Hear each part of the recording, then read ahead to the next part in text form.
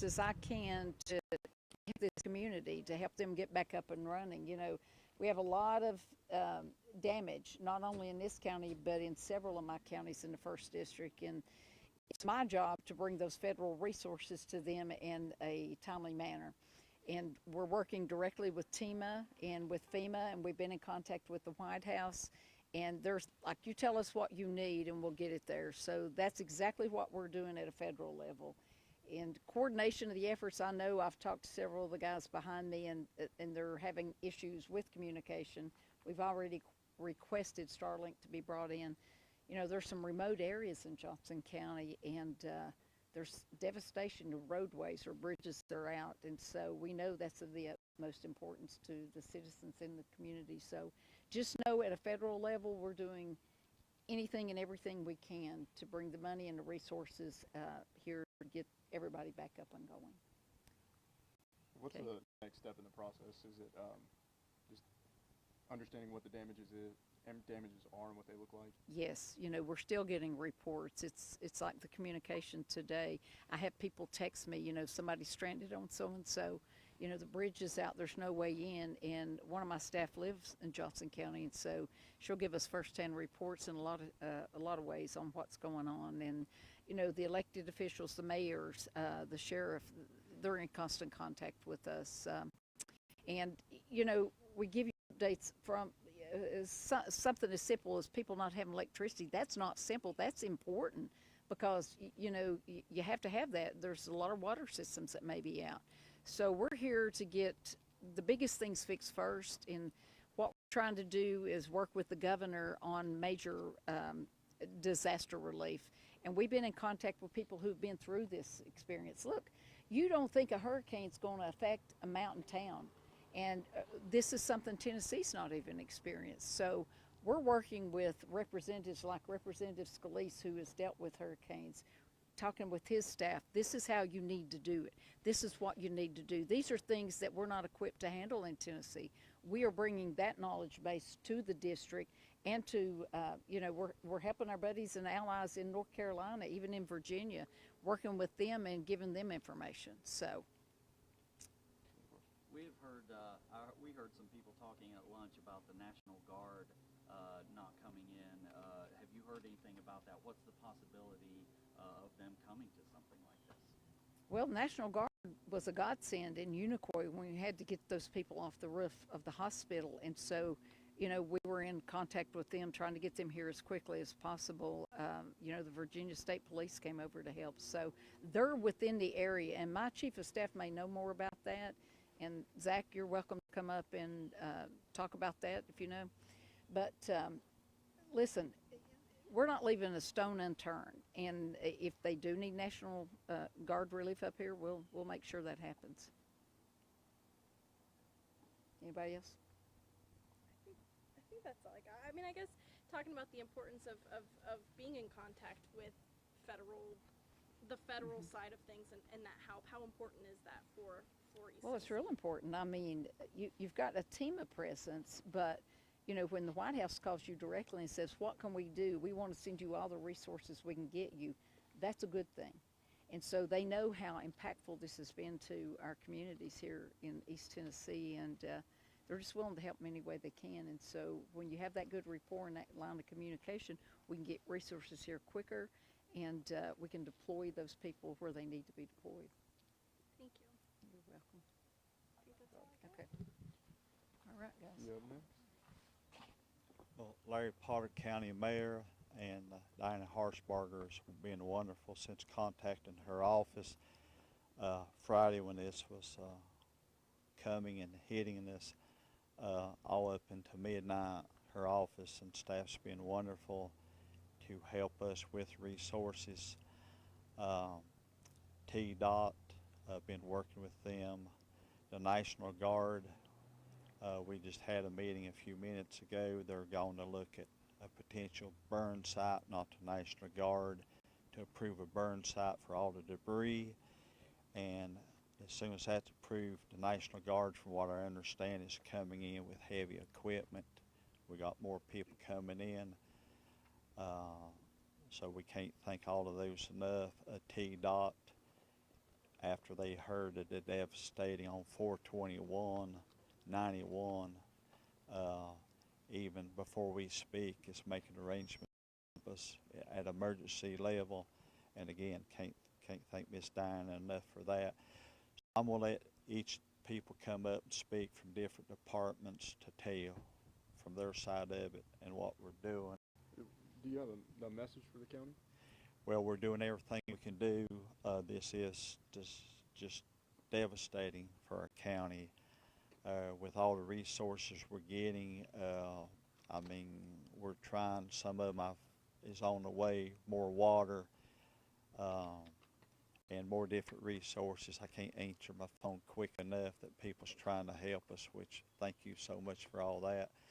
We're doing everything we can for the Sheriff Department, and so at this time, I'll turn it over to Jason Blevins, EMA Director, and let him and each department speak.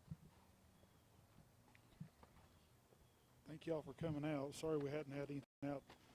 But before today, we've had some trouble with our internet here, cell phone coverage. So kind of been on an island here for a while. Of course, our main accesses were closed out for a while, so it was trouble getting resources. So things have been kind of moving slow, but they're starting to move quicker now with the help of our officials and TEMA. So we got more supplies coming.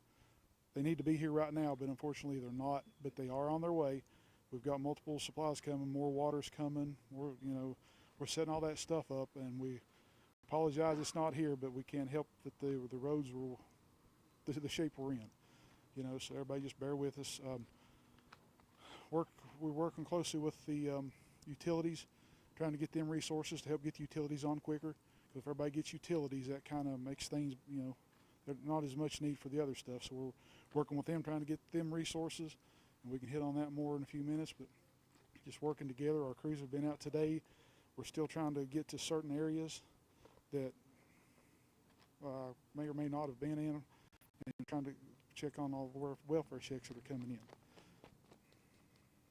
Jason, can you tell us a little bit about access to Martin City, Johnson County? I know there's 67 is Route an open 67 way, from here to but Elizabethton is open, and 421 from here to Sullivan County is open across the Snake and across Iron Mountain and across Holston Mountain.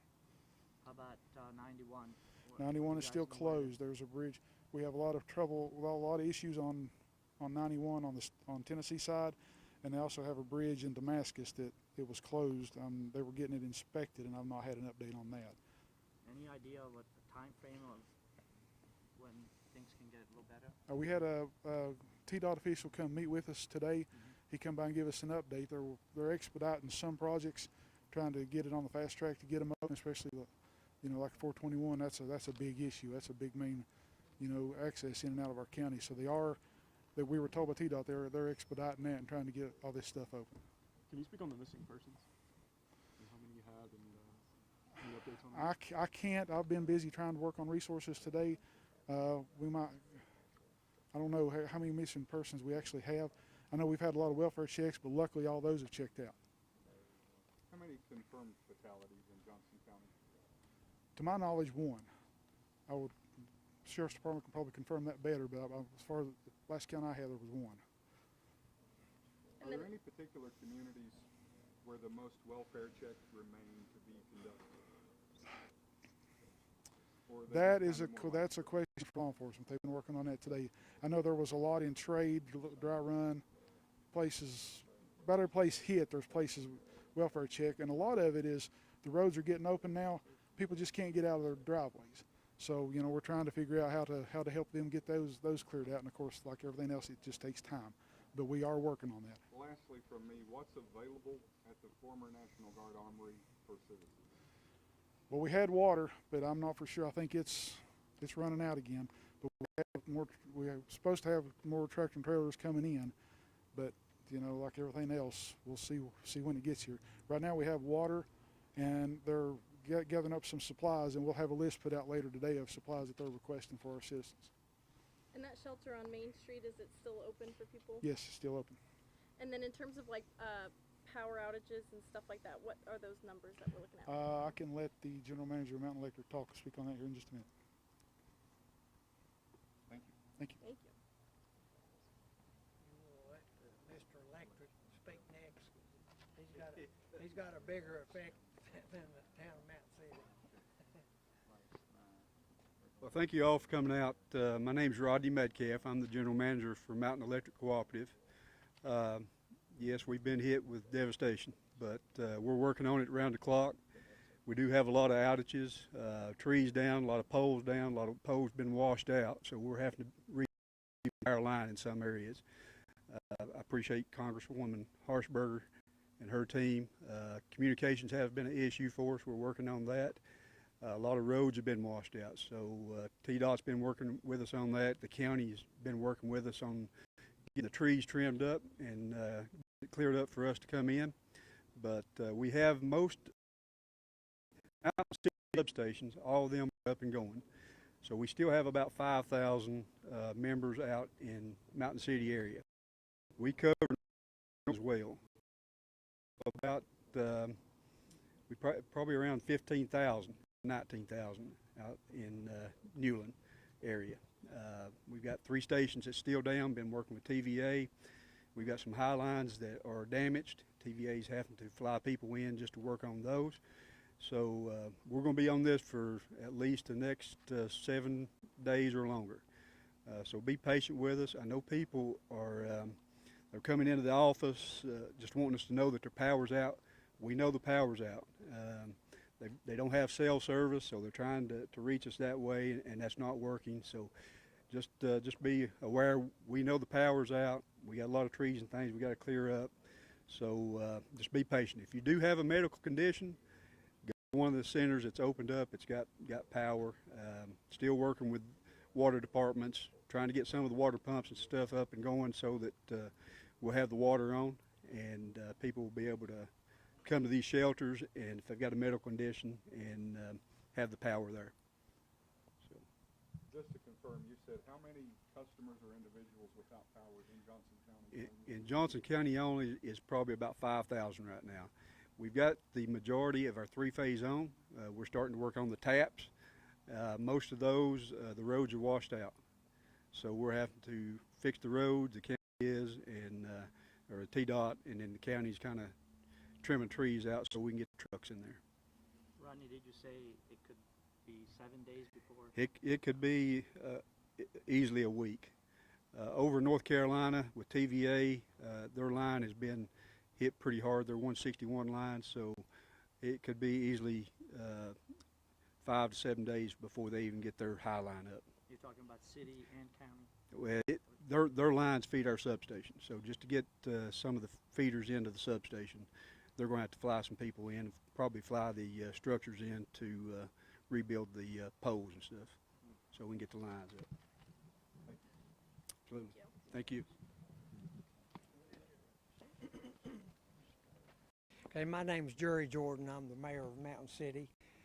Water's been the major issue because we have water service in the county, provide service. We have 90% of our customers back online. I would guess there's 500 or less customers that still don't have water. All of our water plants are pumping at full capacity. We still have 3 pump houses that we're trying to get back online. Some of it's power related. We have 6 roads and streets that the water has been turned off because of major leaks, and if we don't turn them off, we can't keep supplying water. Pleasant Valley was the biggest headache. It's numerous customers on it, and we pumped all night and thought we were doing good, and it all went out on the ground, you know. So we had to go by and start turning road by road off, and then turn them back on to find out what roads had leaks. So we're continuing to work constantly. Our sewer plant is up and running, but we're running on generator power. There's no electricity to the sewer plant, but we are running. Our street department, we've got 3 different contractors in helping with our street department and water departments because we've had sewer lines and water lines exposed. Some of the streets are, all of them but one should be open right now. So we're working, utilizing all the help we can get to try and get back to normal. And I appreciate everybody's patience. I know people starting to get ill. We've concentrated on getting a larger number of people back in water versus individual or a small section, and that's not been too pleasant for those people, but we're trying our best to get back to normal. Thank you. Thank you. Thank you.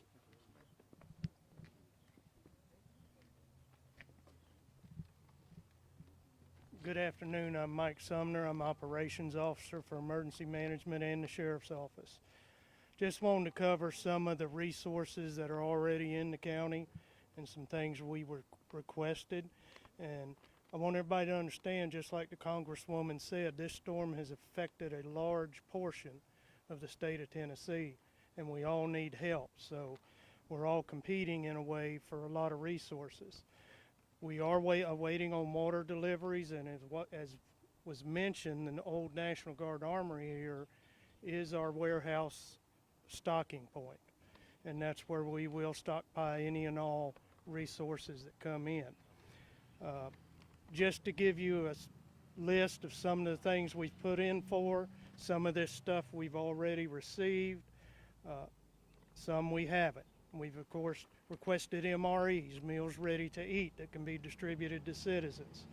We've requested laundry trailers, 2 of them, and that would be for people to do their laundry. Debris removal teams, and that some of those are already here, have been here. And let me say this, we already have in the county Tennessee State Forestry bulldozer that has been working with the Johnson County Highway Department.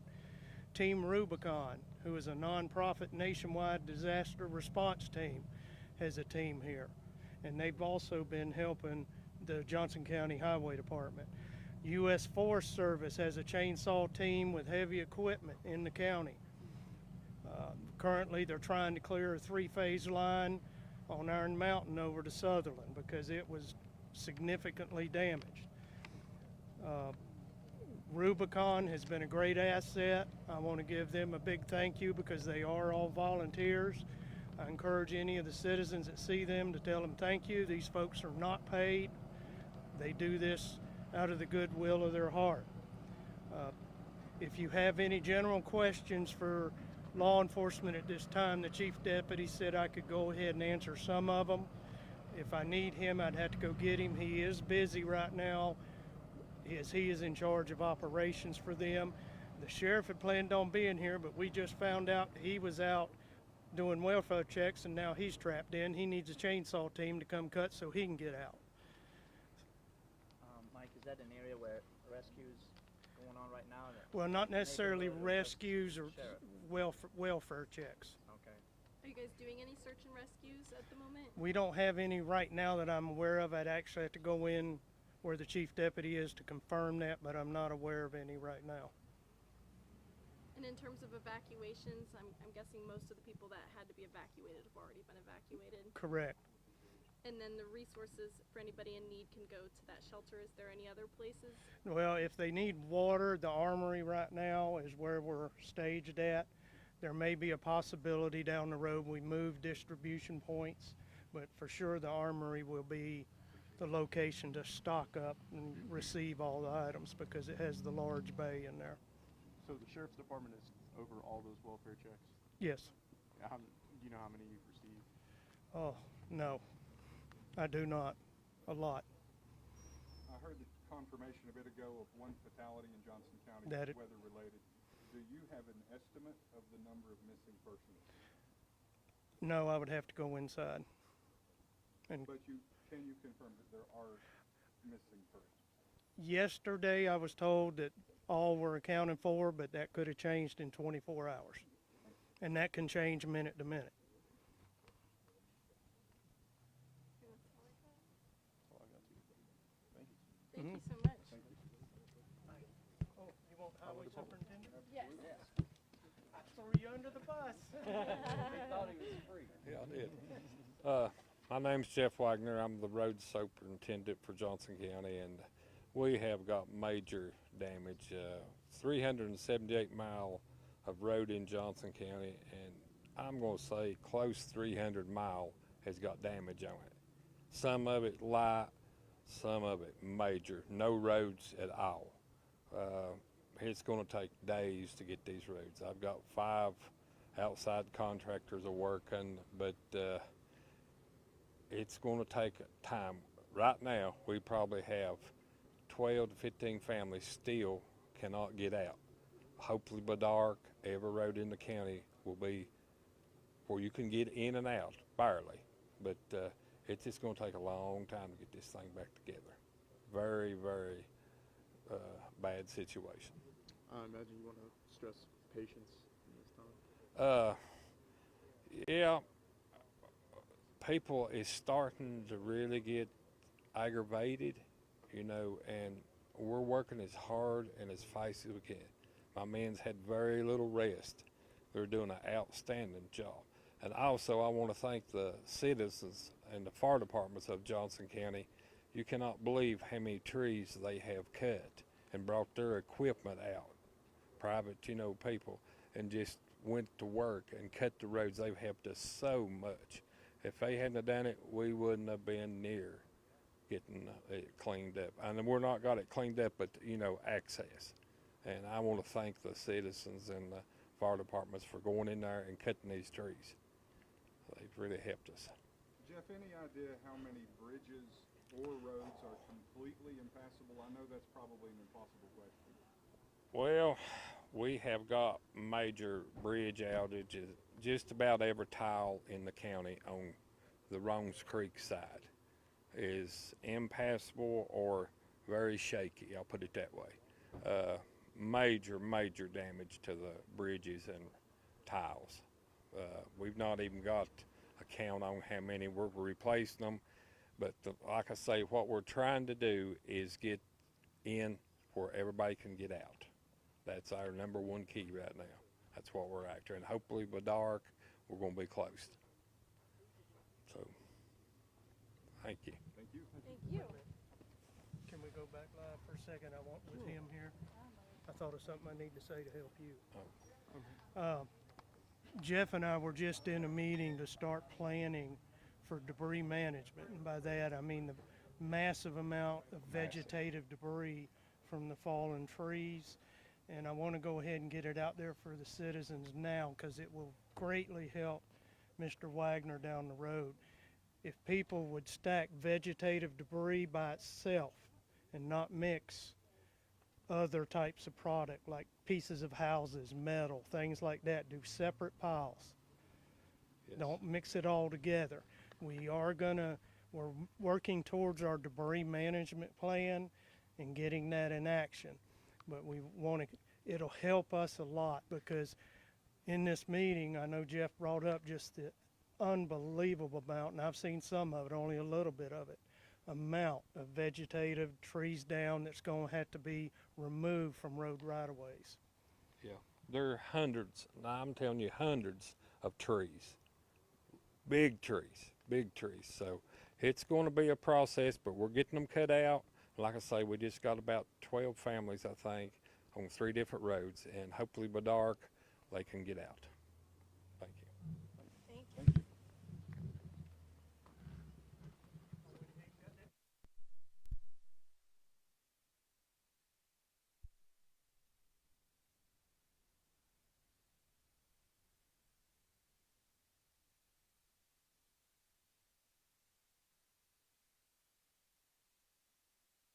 You need to go up front and see more.